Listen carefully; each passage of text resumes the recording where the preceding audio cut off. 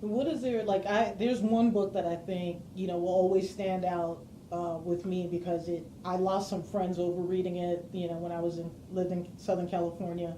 But for you, what were some books that you were introduced to you that kind of changed your views or just kind of opened up your world? Yeah, two that jump out at me were two that I read in college and I still have on my bookshelf today. One is Before the Mayflower by LaRon Bennett Jr., a historian who compiled black history from about the landings at Jamestown, and the most recent edition I have is about 2000. Okay. And it's not just slavery, but they talked about the planned revolts. There was one revolt, no, seriously, there was one revolt I remember him doing the research on that had it been executed, the entire city of Richmond would have been cut off from the state and they could have run that whole area.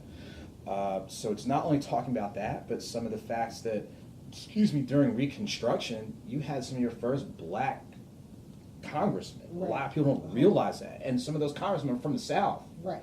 Black folk in the South doing something, seriously. But Before the Mayflower, to me, is a very good text that really covers a little bit of everything. Another great text going further back is Stolen Legacy by George James, and it really goes more into Africa. Like, people don't realize the Pythagorean theorem. Pythagoras went down to Egypt to learn how to do the theory. Most of the Greeks studied under those in Africa. They went to the libraries of Alexandria in order to study, and it wasn't until Alexander the Great was like, look at all these people, that they destroyed all that stuff. Looking at the whole thing with Carthage. Carthage was a city in northern Africa, ladies and gentlemen. Northern Africa. That means there were people of color or of African descent that were there. So you think about the three Punic Wars between Rome and Carthage. Those were the two biggest rival cities. And what made it so bad with the last Punic War is that the Romans poured salt over the entire city and area because they never wanted to see it come back again. So those are... Is that where the term salty comes from? Yeah, salty. I mean, honestly, people who are salty, you got it from Rome. Right. Yeah, Rome. It did not... I'm just going to say it. But those are two texts that, to me, are great starter pieces for not only history here, but history beyond here. And even in not Stolen Legacy, in Before the Mayflower, they talk about the contributions of Haiti, which a lot of people don't realize. If it weren't for Haitians fighting in Georgia, that helped swing the tide. And not only that, if it wasn't for what was going on in Haiti with Toussaint L'Ouverture, France would have been in a financial mess where they had to do the Louisiana Purchase and sell it for $10 million at the time, where now it's like a quadruple pentamillion or something like that. I know I'm making up numbers, but you guys, y'all get my point.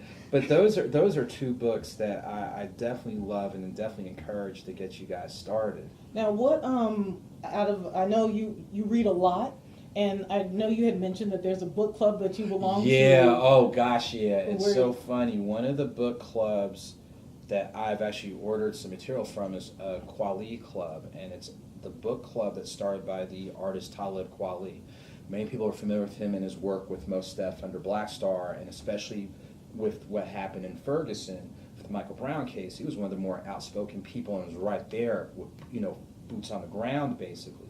But he actually started his book club because he wants his fans, fellow artists, to be more than what they are. So I know one of the books that I read that I love is As a Man Thinketh, when you're talking about the blending of philosophy and religion and perspective and moving around with a sense of purpose. And it's not that long of a reader. It's maybe like a 40, 50-page reader, but to me it's one of the more powerful books I've gotten. So he's got a range of things from history, religion, philosophy, contemporary. So when people talk about entertainers who all they do is entertain, and having met the man and seen him perform, which I'd say definitely catch him. Hopefully he's listening. Hey, Talib, what's up? But seriously, here's a guy who's balanced. He's balanced with his dedication to the art, his dedication to entertainment, but he's also got another sense of purpose. That's definitely a book club to consider. And then I'll just say two stores in Atlanta to consider would be Shrine of the Black Madonna, where they have different I think they have a store out in Oakland and they have one in Houston, but Shrine of Black Madonna and Madu Bookstore, in regards to looking at other texts that will encourage and stimulate you to go beyond what you're usually getting in the month of February.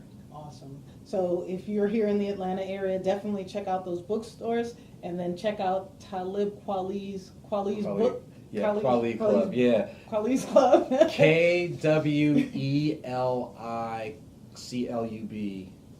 Yeah, Kweli Club. And if there's a young man that you know in your life, pick that book up. What is it? As a Man Thinketh? Yeah, As a Man Thinketh, definitely. I would say start there. Yeah. Like, seriously, in regards to not just a young man, but just not only just men, but people in general. Okay. It's really one of those things that it helps you to really pause, to really look at things around you, and we all talk about operating with a sense of purpose and not just like really acting like you have some darn sense and thinking with some sense. I'm serious. I'm serious. Well, we'll be back with our next segment after these.